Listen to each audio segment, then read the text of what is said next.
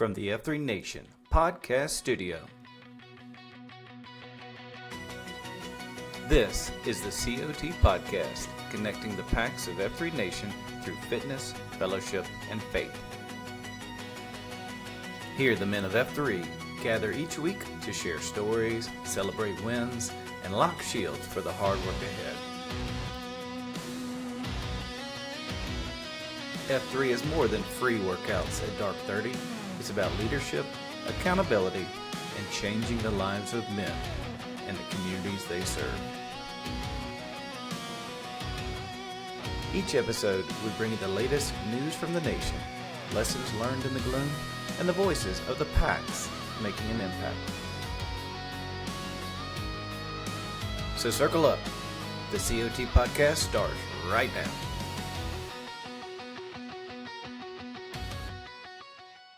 I'm your Huckleberry. Welcome back to the Circle of Trust podcast. I know it's been a minute, but it is October 14th, Tuesday, October 14th. I'm over here in Boise, Idaho, bringing you back to the Circle of Trust podcast. News of the Nation, we got a lot going on. It's been a minute since I've been on here. We had Scratch on here a couple weeks ago, and he is flying with the Accelerate campaign. You're probably seeing him all over the place. Right now, we've raised about $35,000 of the $100,000 we're trying to raise. It's the 1 month a year F3 goes after and says, hey, we need to raise some money for us. We're about the only 501c3 that we raise a lot of money for a lot of other people, but when we raise money for us, man, people just drag us to the mud about it. So it's our month to try to raise some money for us and help keep growing this thing. It is growing like crazy. If you guys keep up with the numbers like I do, we are, where are we at? Free workouts in 489 regions. That has doubled in the past couple of years. And we're kind of getting some exponential growth. But when I give a shout out to Scratch and that Accelerate campaign, got my bling behind me, the chain, and the hat, and I got my hoodie in. Thank you for all that. I want to give a shout out to the f3third.org campaign, sex trafficking awareness that guys are doing across the nation. I know here in Boise, we just wrapped up. I think we raised about $7,000 for our local victims center through the Boise Police Department. One of our Boise police captains is chairing that committee, and we've raised about $7,000, which is double than what we did last year. So imagine next year when we double again. It's kind of F3. So shout out to all the guys putting in the work and impacting those local communities. Iron Packs Challenge. I'm just going to quote F3 Knoxville. They said, goodbye. We'll see you again next year. And that's all we're going to say about that. But seriously, thank you. Shout out to Ben Gay and those boys at F3 Greenwood for putting that on every year. It definitely brings us together. And we're definitely glad to see it go. It's like a season. We're glad to see it here, and we're glad to see it go. Ready for the next one. Coming up, we have in November, looking forward, we have the Gobbler Challenge. Gobbler Challenge is always a fun event around Thanksgiving. I know he's already got some signups going on. You can get your patches ordered early, so you can have those patches for the event. I know in some years we had to get the patches after the event. It's much easier to get those patches before the event to hand them out to those guys on that day, and Gobbler's got that up and running. So check that out if you're going to participate. It's one of the first things I organized here over in F3 Boise. And speaking of, man, we got the holiday season coming in. And I had a race this past weekend. I put on a race. Had about 2,000 people, probably about 2,500 to 3,000 with all the spectators. One of the cool things about I love putting on races is it's a great leadership experience, and there's different types of people you have to work with. And one of them, we have these. This is gonna be a little weird.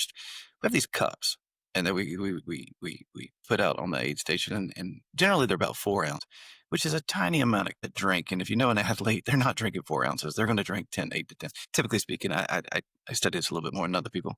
But some of the runners hate that. They hate that is 4 ounces. It's just too small. It's not enough. And you got to grab 2 or 3. And when a runner comes up to you and wants to speak to you, they want to tell you how that you can make that event a better fit for them. It's a very individualized suggestion of how this impacts me, and they want that bigger cup. The other thing is when a volunteer is out there filling up cups and they're like, hey, these cups are too small. I got to work 3 times as hard to fill up these 3 cups for each person, as opposed to if I just had 1 cup, I could fill it up. We need bigger cups. Now, 2 voices saying the same thing. One, not that important. I'll be honest with you. The perspective they come from, how it could be better for me, not that important. The volunteer who's ready to make the event better and comes from that perspective is a much bigger voice. And it's a much more voice that we as race directors listen to. And I tie that over to Slack. Man, if you're in your region and you're on Slack and there's just a bunch of voices in there, it's just there's some things that just don't need to be on Slack, and just a voice to have a voice. And I think every region has them. Voices can be different. Voices can be more powerful than one another. And that's okay. There's nothing wrong with that. Guys get real upset when you tell them that. My voice is just as important as everybody else's. And the truth, the answer is no, it's not. We can't listen to everybody and do what everybody wants to say. But know what your voice is in your region. Are you help promoting the culture or the mission of F3, or are you just out there hooping and hollering because you got something to say? And look for Slack for those examples, and I encourage you to have a discussion with the SLTs and leaderships. And on that same vein, I know, and that's going to be a weird transition, but we're heading into holiday season. We got November, we got Halloween coming up, we got Thanksgiving, and we're on the precipice. And guys, I'm gonna tell you, here's the season to get back to taking care of each other. I want to give a shout out to F3 Knoxville. Had a PAX die in a motorcycle crash. Got slipped down and they lost him. Shout out to you, brothers, and just know the nation's thinking about you. I think I told you State of the Nation back in January. One of my F3 Lexington brothers, Cheech, got hit by a car on a run during an F3 workout, and that was a long time ago. But we ain't forgetting about him. I'll never forget about him. Had a recent suicide out of a region, very unexpected and very tragic. And this past weekend, had a guy fall down over in Salt Lake, and I know that's impacted a lot of guys across the nation. I just want to encourage you guys to take care of each other and wrap your arms around each other and love. Just love one another. And so, with that somber note, I'm bringing in Mervin. No, not Mervin. That's just Mervin. Mervin coming out of F3 Jacksonville. Now, and I mentioned the guy this weekend, Pinto, came out of F3 Jacksonville. I know he's in Salt Lake, but he's one of your boys down there, isn't he? Yeah, we have a kind of an interesting makeup. You know, what we have here and where I live, Huckleberry, is F3 Hard Knocks, which is a subset of Jacksonville and the Ponte Vedra Beach Market. And then we've got Boondocks and Jacksonville downtown. So I had interacted with Pinto lightly, and he had been more, I think, outside of what we do at F3 Hard Knocks, but well respected nonetheless, and certainly tragic. And I know a lot of hearts are broken out our way, and people are certainly praying and looking to do anything they can to support Pinto's family. Yeah, there's a GoFundMe going on right now. I think they were looking for 10,000. I think it already passed that in the first day. So, please take a look for that and help support. But that is not why we have Mervin on today. Introduce yourself. Let's do a better job introducing you, telling us where you came from and what is the name Mervin? You're going to tell me, and I'm like, I knew it, but. So, real name, Chris Mallleo, Ponte Vedra Beach, F3 Hard Knocks, call sign Mervin. You know, just been part of the F3 consortium here for 4 years. Was EH'd by a good friend of mine, Left Turn, who many people that are listening to the podcast know well. You know, can't keep up with him. Nope, nobody can. Don't buddy up with Left Turn. Well, for sure. So great friend of mine. Love giving him a quick shout out here on the pod, and just feel blessed to be able to be a part of this great group of men and leaders, and have an opportunity to be on the podcast today. Is he work for Alter Ego? Is he just their model on all the things? He's a sexy being. Yeah, all I know is that I get discounts on their gear just through him. So I'll take advantage of the friendship. Between Alter Ego and Go Rock, man, Jacksonville's got it going on. Yeah, I got some good, cool stuff down there. We do. So remind me the name Mervin. What is that? So long and short of it, if everyone wants to know my backstory, kind of a funny story is I would play college football at Northwestern University in the Big Ten out there in Chicago.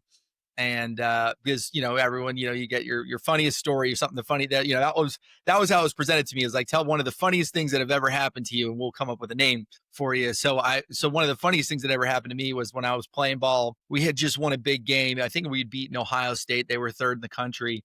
And, you know, college football, you're in the locker room, you're just having a great time. And I'm in the locker room hooting and hollering with all my buddies. And I'm in there and you know, inevitably you're getting undressed, you're showering, you're jumping around, you're all excited. Number 3 in the country, you're playing on ESPN on a Saturday night. And I run out of the showers, you know, like the day I was born, stark naked. And there's a line of parents and recruits who had just come into the locker room. And so here I am just standing in front of everybody, naked as a jaybird, you know, and it was a funny moment. And so Left Turn got me. So he said, rather than Pervin, they're going to call me Mervin. So they call me Pervin Mervin, which is, and so the name stuck. That is amazing. Oh, that's awesome. Love it. All right, Mervin's in here because Bada Bank reached out to me and said, hey, man, we got this guy, just wrote a leadership book. And, you know, F3 it's a leadership group when there's the workout problem. But it's called The Cheerleader. And I've ordered it. If you were trying to order it last week, I could tell you it wasn't. It's just a pre-order. This week you can order on Amazon. I'll put a link down below. But it's got a great story, and Mervin's going to tell us all about it. Yeah, thanks so much for the platform, brother, and thanks for allowing me to be on the pod and share this Yeah, message. thanks for doing it. Of course. Thanks for having the voice. Yeah, no doubt. No doubt. Yeah.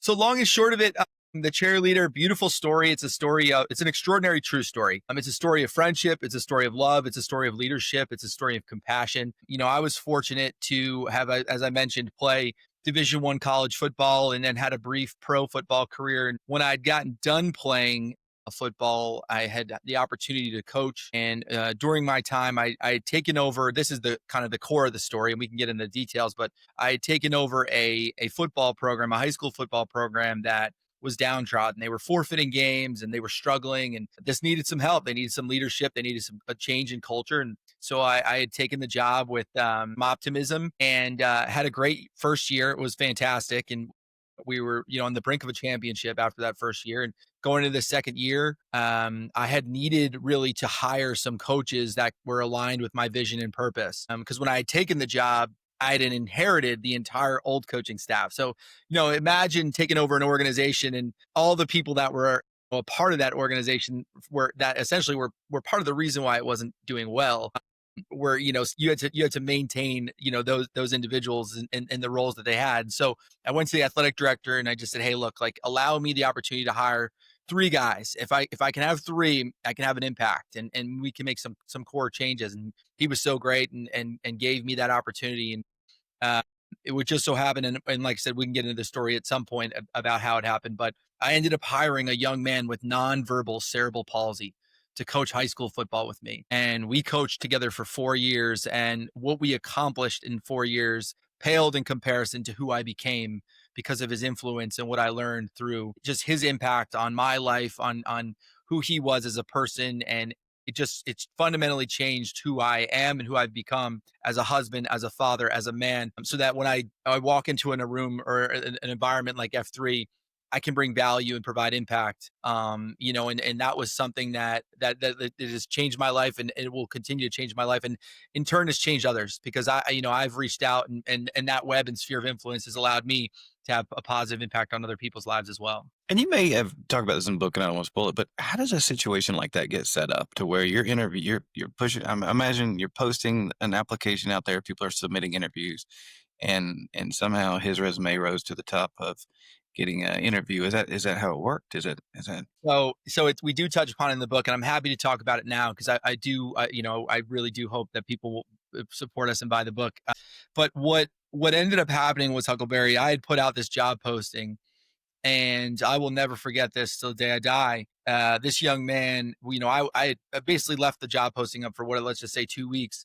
And this young man had emailed me on a Friday at 8:30 at night. And I was interviewing. I had my interview scheduled for the following Monday. And so I had sifted through a lot of resumes and really kind of finalized in on who were my core candidates.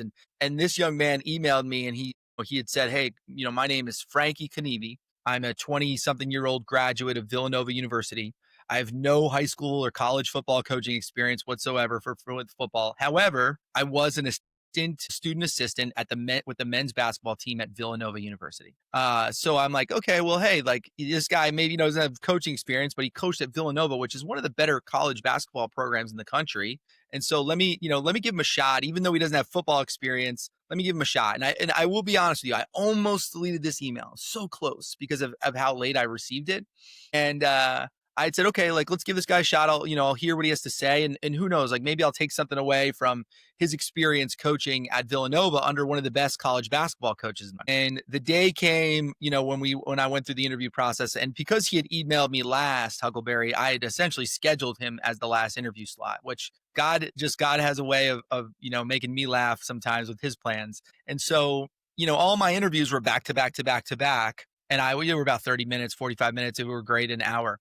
Well, when I had left my office to go out and grab this young man, Frankie, and bring him in, I'd seen an individual who was about 60 plus years old, and he had some wispy gray hair, wearing a visor and a pink floral shirt. And I was like, this doesn't look like a guy who just graduated from Villanova University. And he realized and recognized my confusion. He reached his hand out. He said, Coach Mallleo, my name's Tim. I'm Frankie's driver. Now, immediately, like the alarm bells went off, like Frankie's driver, like what is he saying? the way the office was set up, there was kind of like these chairs stacked, and right behind this guy now, a young man wheels out in a wheelchair, Huckleberry, with cerebral palsy. He's drooling. He's got a soft jaw. He's drooling. His hands are affixed from spasms. His legs are Velcroed into his wheelchair, and he has a plastic alphabet board affixed to his wheelchair, so he can reach with that, like I said, that kind of that spasmed hand, and reach and press a letter in which you have to read manually. There was no verbal cue to it. So you would read, he would literally very deliberately press like H-E-L-L-O, and you had to sit there and read hello. And so, imagine my dismay, be sitting there thinking I was going to interview an able-bodied young man who had just graduated from Villanova. You have all these ideas, right, of who you're interviewing. And here he comes wheeling in a wheelchair with nonverbal cerebral palsy. And so I'd given him the respect that he deserved, and I interviewed him. And it was really, really fascinating. That interview turned out to be 2.5 hours, just because of how deliberate the process needed to be to communicate. And I'll never forget Huckleberry when he left my office. It was a very, as much as he had warmed himself and ingratiated himself to me almost immediately. But when he left my office, my mind was racing about, I was thinking of all the things and ways that this wouldn't work. Like, how would he be able to get around campus? How would he come to games? How would he communicate? What would the team think? What would the player think? What would the administration think? The school, the parents, everything surrounding what he was trying to do, really, in my mind, was negative.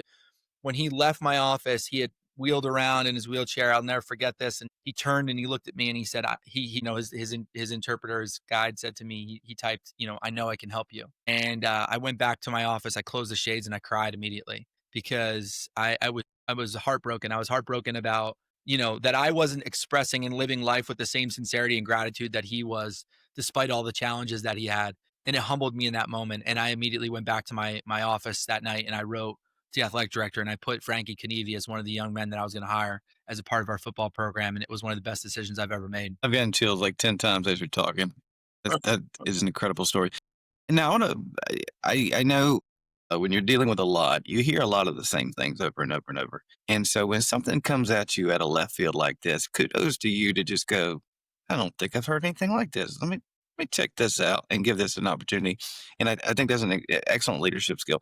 So kudos to you for seeing a difference and go, man, let's check it out. But I don't want to take us wherever you want to go, man. I'm hooked. Tell me about this kid and tell me about working at Frankie. Frankie's his name? Yeah, sure. Frankie. Yeah, absolutely. Frankie. Has he got an F3 name yet? He does not yet. We're trying to get him down here.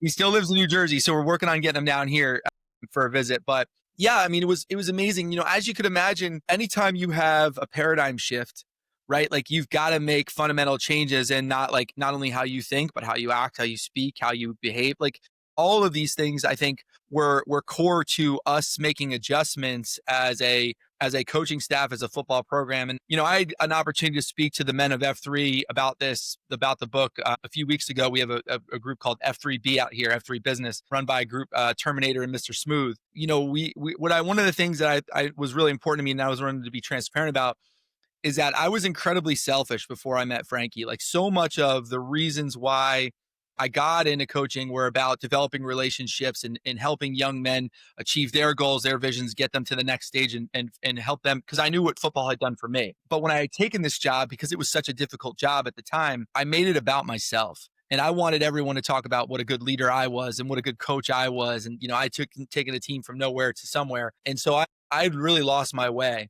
And as I mentioned, like, God's timing is perfect. And so when Frankie came into the mix, like, it changed everything fundamentally. It just, here I was, and I had to challenge myself. I had to challenge our staff. I had to challenge our players. And it was a beautiful thing to watch how unselfish we became, how loving we became, how caring we became. And what ended up happening was, because of his influence, because he was the cheerleader, everyone in our program ended up stepping up and becoming a leader. They first led themselves, and then we started to lead each other. And it became this, the culture that we established was so incredible that, here we are 6 years later. And part of the book, you have former players who are writing about their experience. Here we're 6 years later, and people still speak about it in awe. And that would have never happened without the opportunity and decision to hire Frankie. In our 4 years coaching together, Huckleberry, we took that program from 0 forfeiting games We won 2 championships.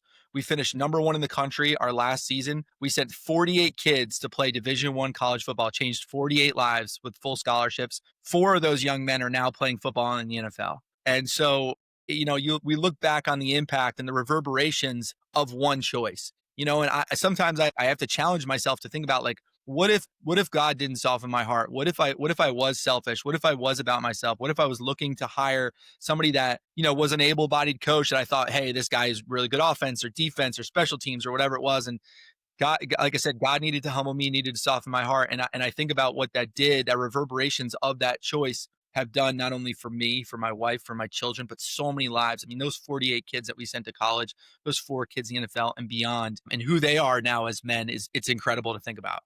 And I know there's been some reviews that have been posted out there in the internet sphere. How about Sweeney? Commented on this book, talked about courage, conviction, serving others, and doing the hard things. Jay Wright, which I think Frankie had a personal connection with, excellent review. John Gordon, best-selling author, says it's going to make you think and feel differently, and a couple other guys. But this is clearly a well-renowned, is getting a lot of speed right out the gate. Quick question for a football coach: when you leave a game, do you ever talk about how great it was, or are you always thinking about how you can work on things? I wish. I mean, the way I was wired, it was like winning was such a relief. I never really enjoyed winning. It was like, just like, okay, we won, but like, we need to do this better, this better, this better, this better. I think we're all wired that way, frankly. It's just how you are. But yeah, no, that is the curse of being a football coach. Yep, I agree. And then when we finish our races, that's, I have to remind myself that the team, when I speak to the team, especially during the event, I have to be careful, because I remember the team we can't be critical. It could be a great game. Let's celebrate those wins while we have them, and don't be too critical. So there's a balance in there. And I've just noticed that since you started, you have credited Frankie for just about everything. You haven't taken credit for in it. You haven't really put anything on yourself yet. So, or all the successes you have. So talk about working with Frankie, how it got started. How did the players react to it? How did everybody just absorb, like, nope, this is our coach. It looks different, Yeah. sounds different. But Yeah, what a wonderful question. So, I wrote about this in the book a little bit. We had a really cool, unique tradition that was a part of our football program, where if we had a presenter, like if Huckleberry came and spoke to our team, we had this thing. What we would do is called our 3 claps. And so what someone could do, they could initiate it at any time. And what they would say is they would literally yell, "Give me one." And if you heard "Give me one," it meant everyone clapped in unison one time. And then they would say, "Give me 2," and they would do 2 claps, and then they'd say 3 claps, ready. And it would just be boom, boom, boom in unison. It was incredible, like I said, tradition. And if you were there, it's a very, very powerful thing. So in our program, when like a Huckleberry would speak, rather than kind of the obligatory, like, "Thanks for coming to speak," somebody would stand up, and that was our way of recognizing you and giving you the kudos, the flowers that you deserve, to say, like, "Great job." It was a very powerful, impactful moment. And so, as I mentioned, I was really concerned about how our players were gonna, how they were gonna respond to Frankie. I mean, a lot of them, had come from uniquely different backgrounds. We had a lot of kids who were from urban areas, but you probably hadn't experienced anybody who had navigated life like Frankie before. And I'll never forget, we had a team meeting. We had this beautiful team room, and it was kind of a tiered auditorium, and we've got all the players inside there. And I wanted to introduce Frankie to them, and the way I was presenting him and introducing him to the team would be no different than how I introduced any other coach. It was just kind of SOP. Like, this is how we introduce a coach. We bring him into the team meeting. This is his role. This is what he's going to do. And I wanted Frankie to feel that. And I'll never forget, it was right before Christmas break, and we had this team meeting, and I could hear the noise outside of the door. And we had these big wooden doors. I could hear the noise. Guys were excited. They were about to go home, get on break, all this other stuff.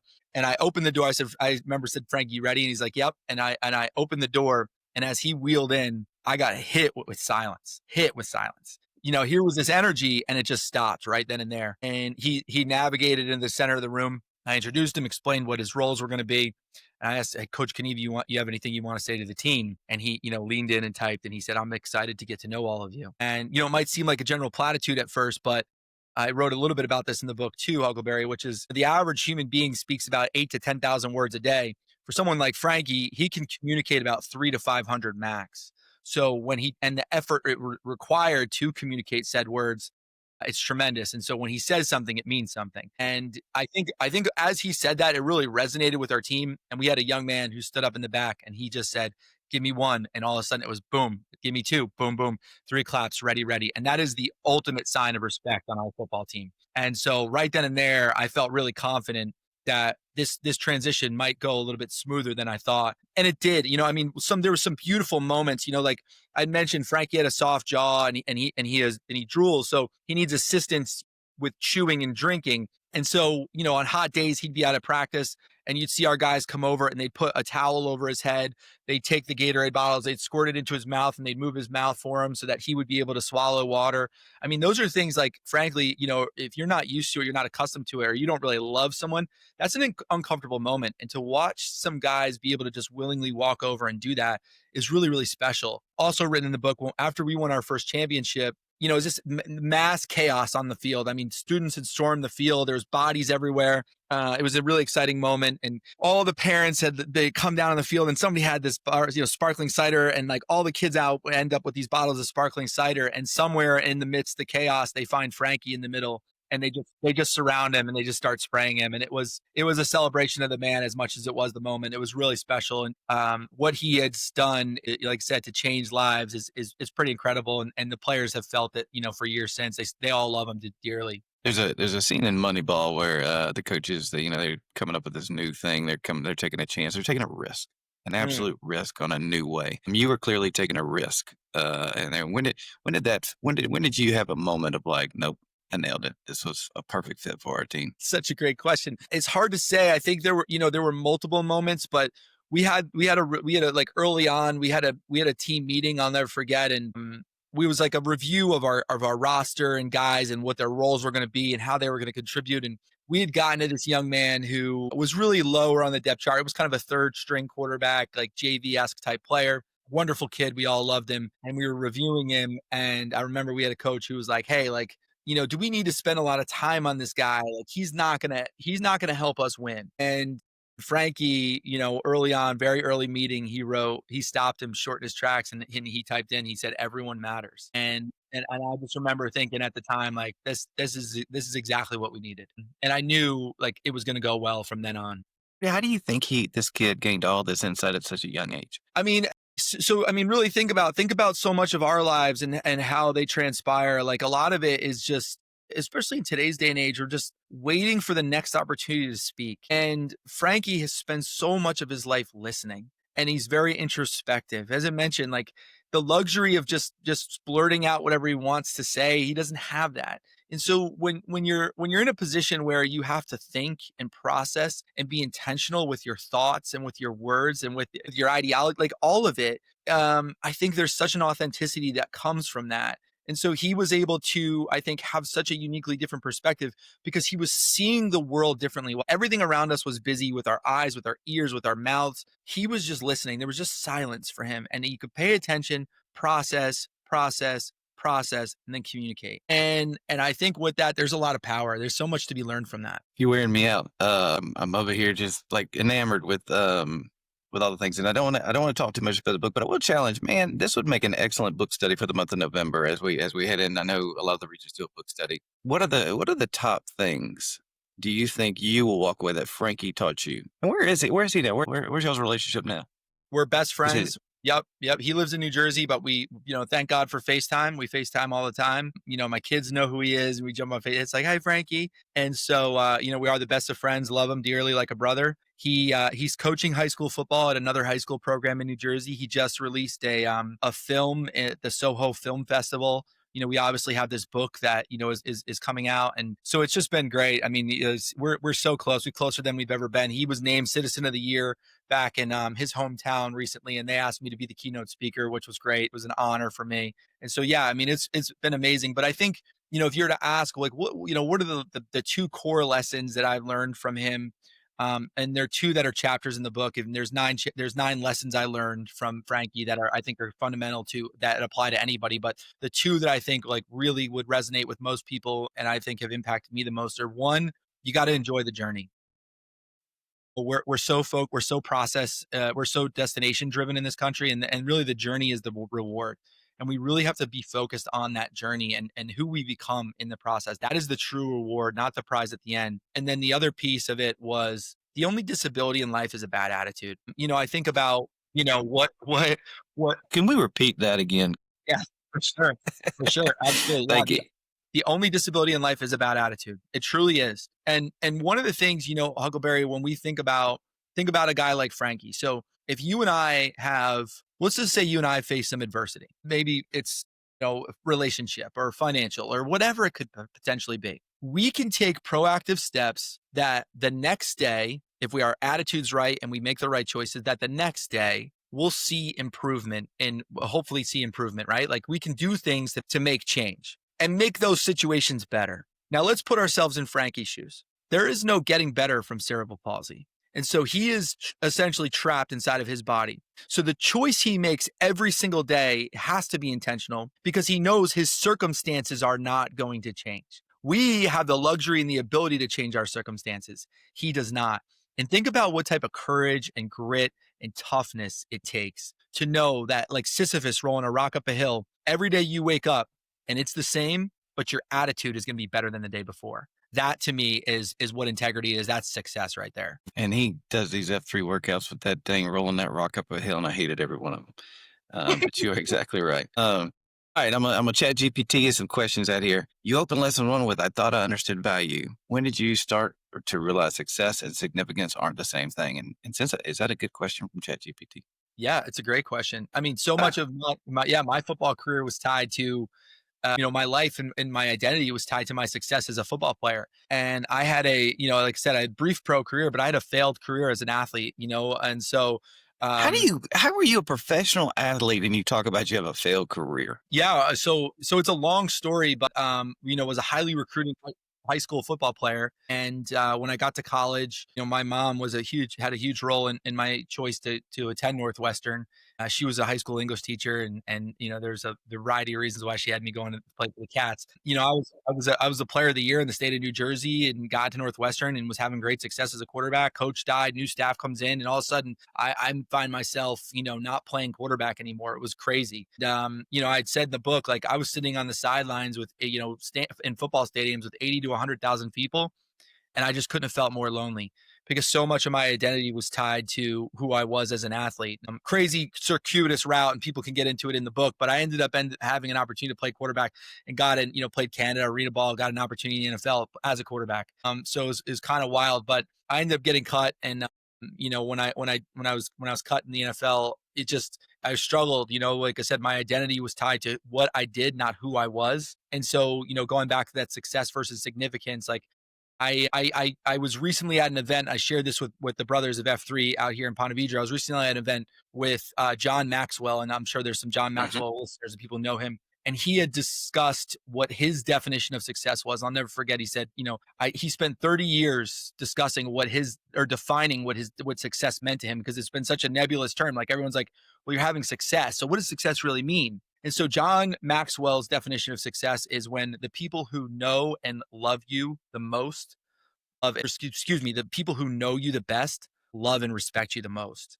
And I thought, I was floored when I heard that, right?